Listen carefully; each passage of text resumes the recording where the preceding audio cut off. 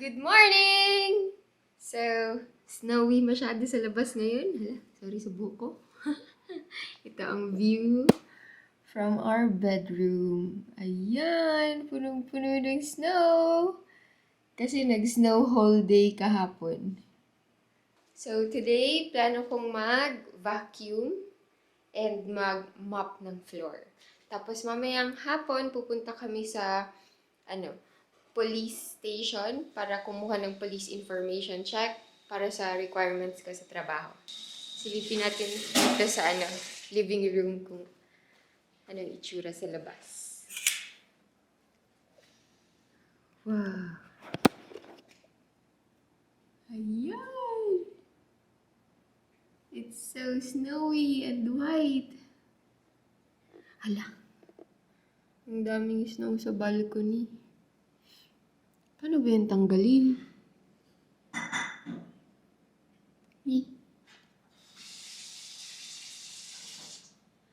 Oh no.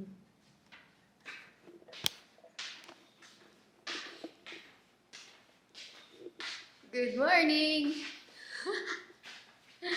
Sige, mag-vacuum na tayo sa kwarto.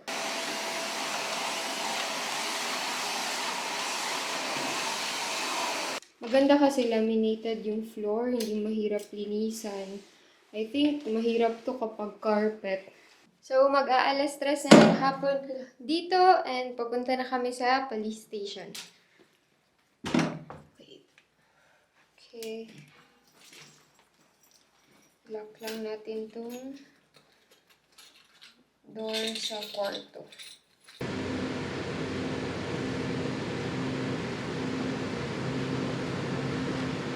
So, galing na ako sa police information check section. Okay na-verify na nila yung identity ko. Kailangan ko lang magpakita ng 2 valid ID, which is yung Alberta ID card and yung passport. And ngayon, pauwi na kami sa apartment. Makita sa video? Nag-ayos na daw ang eyebrows ko. Parang ka ng unibrow. May unibrow na ako na color white. Hindi ko alam kung makita sa video. Pero 4:17 pa darating yung bus namin. So, ang sasakyan namin ay West Edmonton Mall na bus. Nasa West Edmonton Mall na kami. Tapos ngayon, papunta kami sa TNT. Asian grocery dito sa WEM. Tapos magtitingin kami ng ingredients for shabu-shabu. Follow drugs. Or hot pot. Ayan siya. TNT Supermarket. Ang dami nilang spices. Amazing. Yung na lang, isa, samjang. Meron samjang. Nandito sa taas yung mga hot pot soup days. Seafood, satay. Sichuan. Meron Sichuan. Sichuan. Daming klaseng flavor ng hot pot. Ito siya, dagdag lang sa doon. Hindi, iba din siya ng soup base.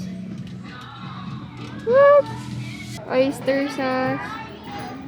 Nandito na kami sa mga noodles. I-search mo daw anong pwedeng noodles gamit sa hot pot. Malas sa Ichiran. Uy. Ay, egg noodles na lang tayo. Yeah. Paano naman yan? $3?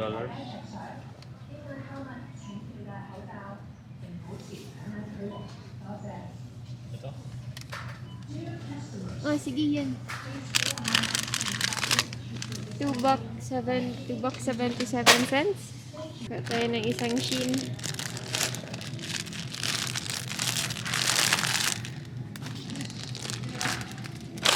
Oh, may durian din sila dito. 5.89 per pound. Hala, frozen malunggay. Kuha tayo ng panglumpia. $1.78. May hopya sila, hopya baboy, hopya ube, mung bean or munggo. Hala, turon. Mahala, uy. Mga beef. Yan ang price niya.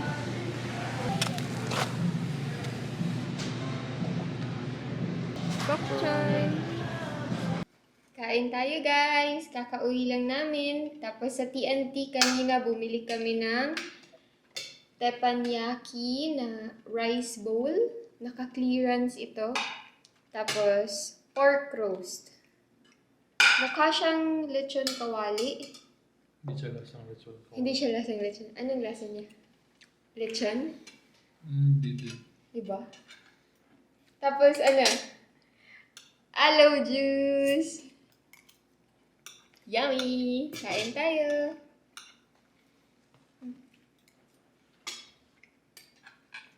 As in, hindi siya lasang lechon kawali. Teka, nag-meet ani. Uy!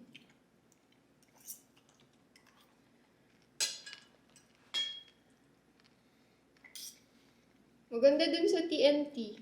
Nag-enjoy kami mag-grocery.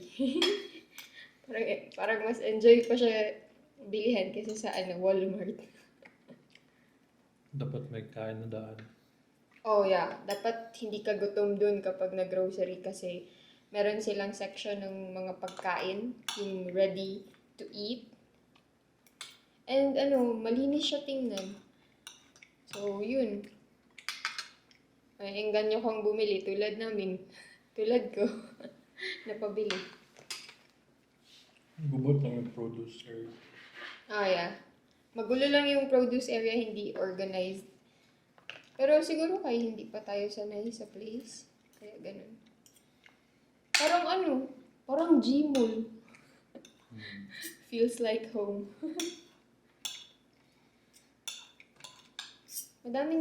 Meron din silang mga Pinoy ingredients.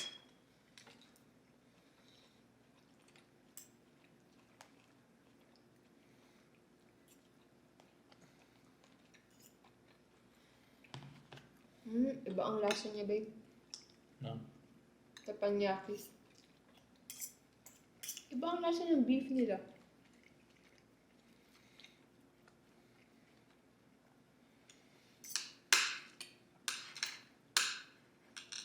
After namin mag-TNT, pumunta kami ni Alvin sa Bath and Body Works.